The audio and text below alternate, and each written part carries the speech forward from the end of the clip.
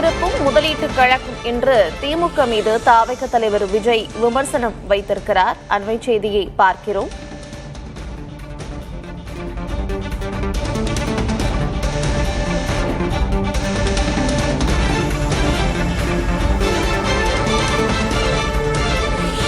திசை திருப்பும் முதலீட்டுக் கழகம் என்று திமுக மீது தாவேக தலைவர் விஜய் விமர்சனம் வைத்திருக்கிறார். பல்வேறு வழிகளில் மக்களை குழப்புவதற்கான முயற்சிகளில் திமுக ஈடுபடுகிறது என்றும் தெரிவித்திருக்கிறார்.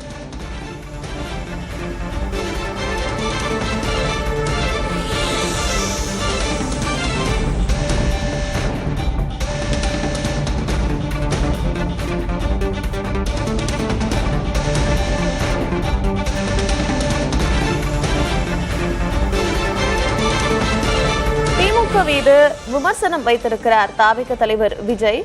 தேர்தல் நேரத்தில் திசை திருப்பல்கள் நடப்பது ஒன்றும் புதிதல்ல. திசை திருப்பும் முதலீட்டுக் கழகம் திமுக என்று விமர்சனத்தை வைத்திருக்கிறார்.